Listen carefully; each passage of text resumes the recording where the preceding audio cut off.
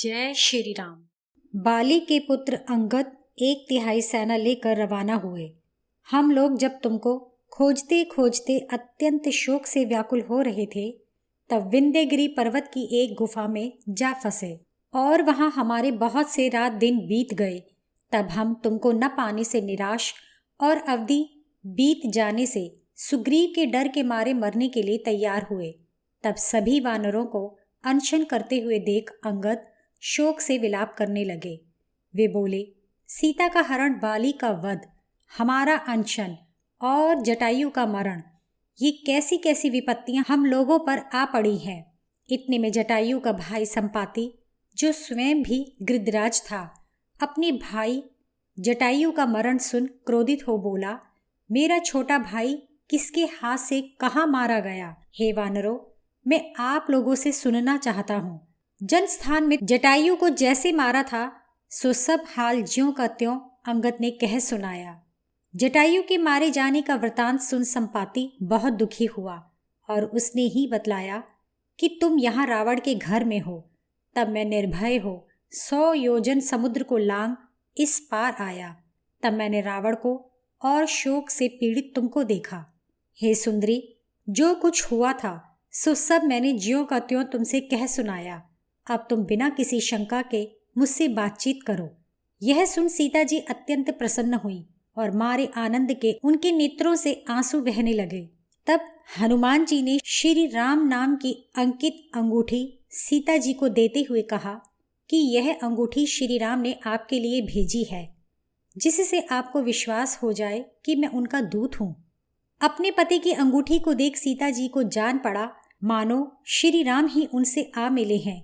फिर प्रसन्न हो सीता जी हनुमान जी की प्रशंसा करने लगी। वे बोली, हे कपिश्रेष्ठ, तुमने अकेले ही रावण की राजधानी को घूम फिर कर देख लिया। इससे जान पड़ता है कि तुम कितनी पराक्रमी, बलवान और बुद्धिमान हो। जब तुम रावण से जरा भी न डरे और ना ही घबराए, तब तो मैं तुम्हें साधारण वानर नहीं मान सकती। फिर सीता जी कहने लगी, इसे मैं अपने लिए सौभाग्य की ही बात समझती हूँ कि श्री राम और लक्ष्मण कुशलता से हैं, किंतु जब श्री राम कुशल पूर्वक हैं तो वे लंका को भस्म क्यों नहीं करते? यह सुन हनुमान जी बोले, श्री राम जी को यह नहीं मालूम कि तुम यहाँ पर इस दशा में हो, इसलिए वे तुम्हें यहाँ से नहीं ले गए। किंतु जब मैं जाकर उनसे तुम्हारा वृतांत कहूँगा तब श्री राम जी बड़ी भारी रीछों और वानरों की सेना अपने साथ ले यहाँ आएंगे और बाणों से इस समुद्र को पाट कर इस लंकापुरी के राक्षसों को नष्ट कर देंगे। लंका के ऊपर चढ़ाई करने पर यदि साक्षात यम या अन्य देवता, दैत्य आदि आड़े आएंगे तो श्री राम उनको भी मार डालेंगे। हे सुंदरी, तुम्हें न देखने के कारण उत्पन्न हुए शोक से श्री राम बहुत दुखी हैं। वे नित्य फल मूल खाते हैं और तीसरे दिन जितना शरीर के लिए आवश्यक है उतना अन्न खाते हैं। उनका मन तो तुम में ऐसा लगा हुआ है कि उनके शरीर पर भले ही डांस, मच्छर, पतंगे अथवा सर्प ही क्यों न रेंगते रहें, किंतु वे वहाँ से उन्हें नहीं हटाते।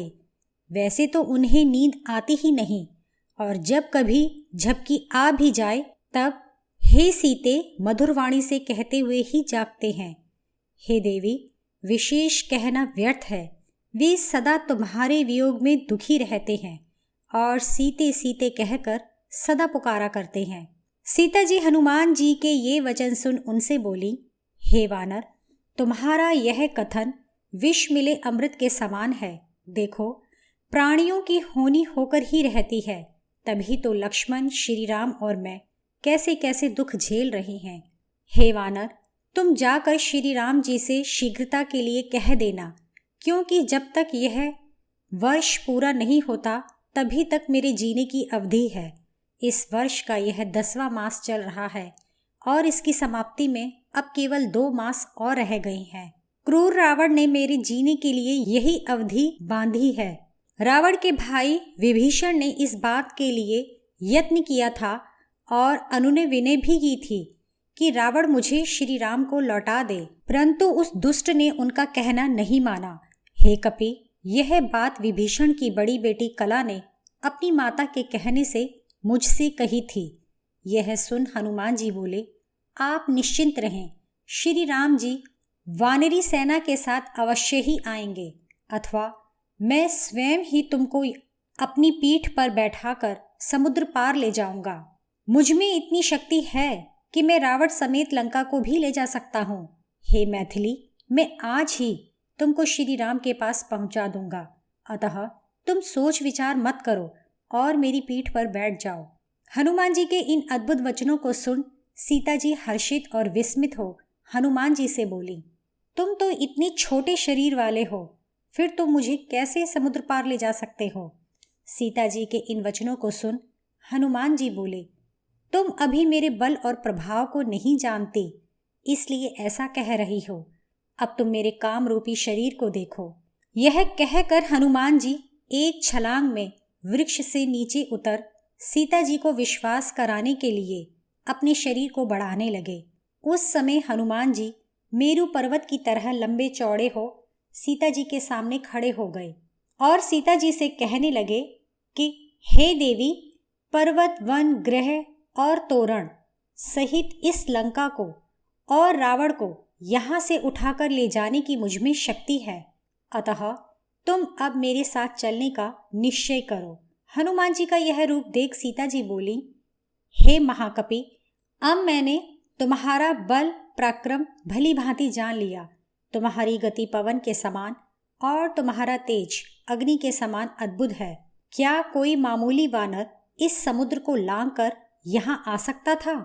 मैं जानती हूँ कि तुम में बहुत दूर चलने की और मुझको अपनी पीठ पर चढ़ाकर ले जाने की शक्ति है। फिर भी मेरे विचार में तुम्हारे साथ मेरा चलना ठीक नहीं, क्योंकि वायु के समान तुम्हारी शीघ्र गति मुझे मूर्छित कर देगी।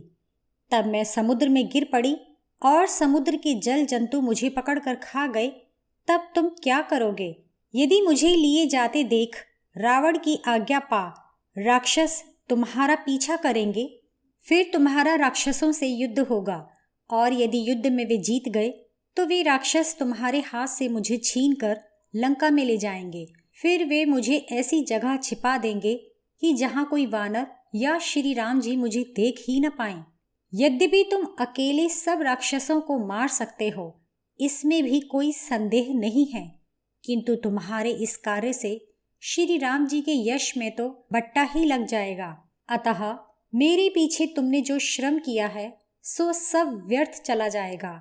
अतः यही ठीक होगा कि तुम श्री राम जी को साथ लेकर यहाँ आओ, क्योंकि श्री राम जी का, उनके सब भाइयों का तथा तुम्हारे वानरराज सुग्रीव के कुल का भी जीवन मेरे ही ऊपर निर्भर है। हे वानर, तुम्हारे साथ चलने में एक आपत्ति यह भी है कि मैं पतिव्रता हूँ, अतः श्री राम जी को छोड़ किसी अन्य पुरुष का शरीर अपनी इच्छा से नहीं छू सकते।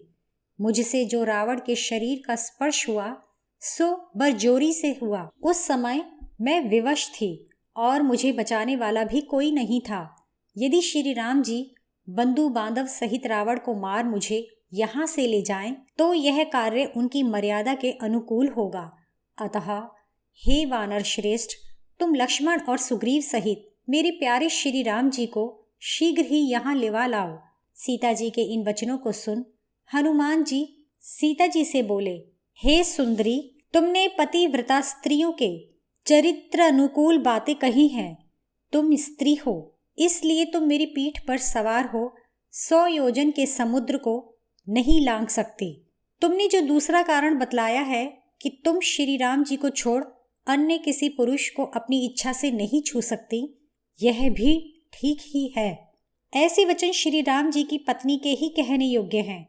भला तुमको छोड़ ऐसी अवस्था में भी कौन सी स्त्री ऐसे वचन कह सकती है? हे देवी, मैंने जो तुमसे अपने साथ चलने के लिए कहा था सो इसके कई कारण हैं। उनमें से मुख्य तो श्री राम जी का मुख उल्लास था, दूसरा मेरा मन स्नेह से शिथिल हो रहा था, तीसरा लंका में आना हर एक का काम नहीं है और ना ही समुद्र को लांघना सहज ही है, किंतु मुझ में यह सामर्थ्य है, इसलिए मैंने कहा कि तुम मेरे साथ चली चलो। हे रघुनंदिनी, श्री राम जी के मेरे प्रति स्नेह और मेरी उनके प्रति जो भक्ति है, उससे मेरी यह इच्छा हुई कि आज ही तुम्हें ले जाकर श्री राम जी से मिला दूं।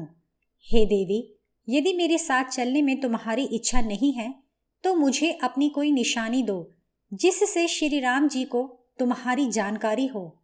जब हनुमान जी ने इस प्रकार कहा तब सीता जी आंखों में आंसू भर धीरे धीरे कहने लगी, मेरी यही सर्वश्रेष्ठ निशानी तुम श्री राम जी को बतला देना कि चित्रकूट पर्वत के ईशान कोण पर, जहां बहुत से फलमूल जल से युक्त सिद्ध लोगों से सेवित मंदाकिनी नदी के समीप तापाश्रम में जब हम लोग रहते थे, तब वहां के विविध पुष्पों की सुगंधि से सुवासित उपवनों में जल क्रीड़ा करके भीगी देह से तुम मेरी गोद में सो गए। तभी उसी समय एक कौवा आकर मांस के लालच से मेरी चोंच मारने लगा। मैं उस पर ढेले फेंक उसे उड़ाती थी, किंतु वह मेरे घाव कर उसी जगह वहीं कहीं छिप जाया करता था। मैंने उसे बहुत उड़ाया, किंतु वह मांस भक्षी कौवा न माना। तब तो मुझे उस कौए पर बड़ा क्रोध आया। इतने में मेरी करधनी खिसक गई। मैं उसे ऊपर चढ़ाने लगी कि इतने में मेरा वस्त्र सरक गया। तब तुम अर्थात श्री राम जी हंस दिए। उस समय मुझे क्रोध तो था ही, साथ ही मुझे बड़ी लज्जा भी आ रही थी और उस कोए से घायल हुई मैं थक गई थी और आकर तुम्हारी गोद में सो गई। मुझे कुपित देख तुमने मुझे समझाया। उस समय आंसुओं से मेरा मुख तर हो रहा था। मैं बहुत देर तक श्री राम जी की गोद में पड़ी रही। जब फिर श्री राम जी मेरी गोद में सोए, इतने में वही कौवा पुनः आया। उस कौवे ने अचानक आकर मेरे हृदय के समीप चोंच मारी और उछल उछल कर उसने मुझे घायल कर डाला। तब रक्त की बूंदें श्री राम जी के शरीर पर गिरने से वे उठे। फिर वे सर्प की तरह फुंसकारते हुए बोले, हे सीता, तेरे यह घाव किसने किया? यह कहकर ज्यों ही श्री राम ने इधर उधर दृष्टि डाली, त्यों ही वह काक अर्थात कौवा उन्हें दिखलाई पड़ा। उस कौए के नख रक्त में सने हुए थे और वह मेरी ओर मुख करके बैठा हुआ था। वह पक्षी निश्चय ही इंद्र का पुत्र था। श्री राम की दृष्टि पड़ते ही वह पवन के समान वेग से झट पृथ्वी में समा गया। उस समय श्री राम ने मारे क्रोध के नेत्र टेढ़े कर उस कोए को बड़ी बुरी तरह से देखा और कुश की चटाई से एक कुश खींचकर उसको ब्रह्मास्त्र के मंत्र से अभिमंत्रित किया। तब तो वह कुश काल अग्नि के समान प्रज्वलित हो उठा। उस कुश को श्री राम जी ने काक के ऊपर छोड़ा। तब वह कौवा उड़कर आकाश में गया और वह कुश उसके पीछे लग लिया। उस ब्रह्मास्त्र से बचते हुए वह काक कई जगहों पर गया। अपनी रक्षा के लिए वह कौवा इस पृथ्वी पर सर्वत्र घूमा, पर उसकी रक्षा न हो सके। तब वह अपने पिता तथा अन्य देवताओं और देव ऋषियों के पास अपनी रक्षा के लिए गया, किंतु सबने उसे दुत्कार दिया। तीनों लोकों में घूमकर अंत में वह श्री राम जी की ही शरण में आया। श्री राम जी ने उनकी शरण में आए हुए कौवे को अपने सामने पृथ्वी पर पड़ा हुआ देखा। तब उन्होंने काक को न मारा और दयावश छोड़ दिया, क्योंकि वह सब लोकों में घूमा फिरा था, किंतु उसका बचाव कहीं भी नहीं हो सका। इसलिए वह श्री राम जी की शरण में आया था। उस काक को संतप्त और दुखी देख श्री राम जी ने उससे कहा, यह ब्रह्मास्त्र व्यर्थ तो नहीं जा सकता, अतः अब तुम बतलाओ कि क्या किया जाए। इस पर उसने कहा कि जब यही बात है तो मेरी दाहिनी आंख इसके लिए भेंट है। फिर श्री राम जी ने उस ब्रह्मास्त्र से उसकी दाहिनी आंख फोड़ दी। उस कौवे ने अपनी दाहिनी आंख गंवा अपने प्राण बचाए और श्री राम जी को प्रणाम कर और उनसे विदा मांग वह काक अपने घर चला गया। हे हनुमान, तुम उनसे कहना कि आपने मेरे पीछे तो एक कौवे पर ब्रह्मास्त्र चलाया था, लेकिन जो मुझे हर कर ले गया उसे आपने क्या क्षमा कर दिया? सो आप अपने उन अस्त्रों को राक्षसों पर क्यों नहीं चलाते? यदि श्री राम जी के मन में मेरा कुछ भी आदर है तो वे क्यों अपने पैने बाणों से राक्षसों का नाश नहीं करते? सीता जी के रोकर कहे हुए इन वचनों को सुनकर हनुमान जी कहने लगे, हे देवी, मैं शपथ पूर्वक सत्य सत्य कहता हूँ कि श्री राम जी तुम्हारे वियोग में अत्यंत दुखी हैं। लक्ष्मण भी उनके दुख से दुखी हैं। यह तो अच्छा है कि किसी प्रकार से मैंने तुमको देख तो लिया। अब यह समय शोक करने का नहीं है। हे देवी, यद्यपि इस समय तुम्हें कष्ट है, लेकिन शीघ्र ही तुम इस दुख से छुटकारा पाओगे। अब तुम्हें श्री राम और लक्ष्मण जी से जो कुछ कहना हो सो बतलाओ। तब सीता जी बोली, मेरे शूर स्वामी से यह बार बार कहना, मैं 1 मास तक और जीवित रहूंगी।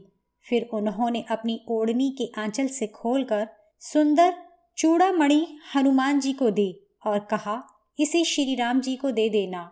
उस उत्तम चूड़ामणि को हनुमान जी ने अपनी उंगली में पहना।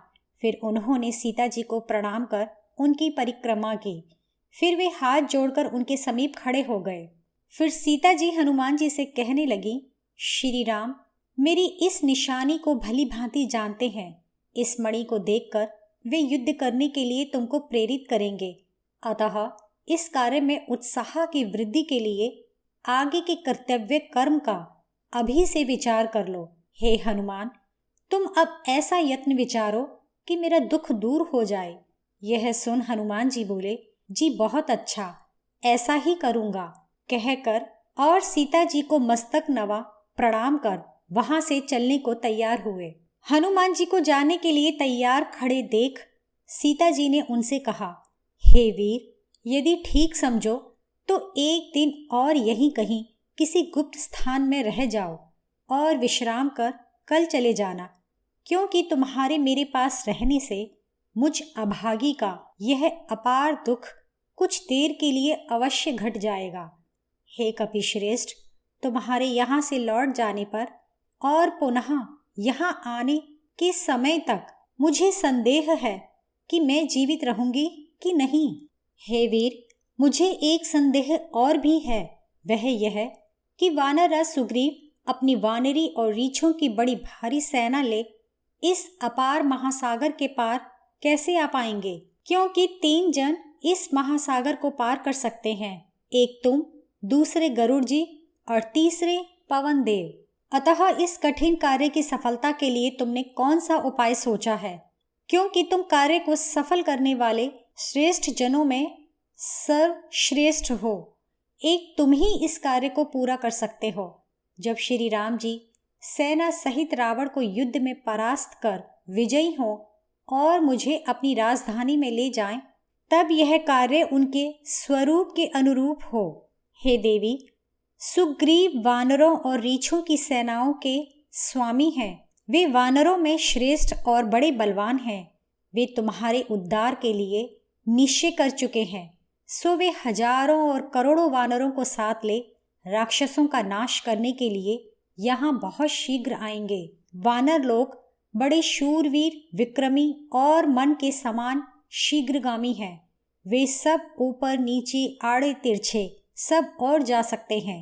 वे वानर बड़े बड़े काम बड़ी आसानी से कर डालते हैं। सुग्रीव के पास मुझसे बढ़कर और मेरे समान ही सब वानर हैं।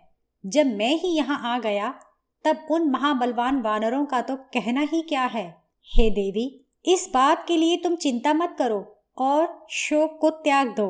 वे वानर यूथपति एक ही छलांग में लंका में आ जाएंगे और दोनों भाई मेरी पीठ पर सवार हो तुम्हारे पास आएंगे और एक साथ लंकापुरी को तहस नहस कर डालेंगे। फिर श्री राम रावण को सब परिवार मारकर तुम्हें अयोध्या ले जाएंगे। हनुमान जी सीता जी को धीरज बंधा और लौटने का विचार कर सीता जी से पुनः बोले, हे देवी, तुम राक्षसों की इस पुरी में बहुत दिनों तक अब न रहोगी और ना ही तुम्हारे पति के यहाँ आने में विलंब है। बस तुम तब तक प्रतीक्षा करो जब तक मैं श्री राम से जाकर मिलूं। तब सीता जी हनुमान जी के ये वचन सुनकर बोली, हे वीर, मैंने तुमको यह श्रेष्ठ चूड़ामणि दी है, जिसको देख श्री राम जी तुम्हारे वचनों पर विश्वास कर लेंगे। तब हनुमान जी उस चूड़ामणि को ले और जानकी जी को प्रणाम कर वहां से चलने के लिए तैयार हुए। हनुमान जी को छलांग मारने के लिए तैयार और बड़ी तेजी के साथ शरीर को बढ़ाते हुए देख सीता जी आंखों में आंसू भर गदगद कंठ से बोली, हे कपिश्रेष्ठ, राक्षसों द्वारा मेरी दुर्दशा का वृतांत तुम श्री राम के पास जाकर कह देना। मैं आशीर्वाद देती हूँ कि तुम्हारी यात्रा निर्विघ्न पूरी हो।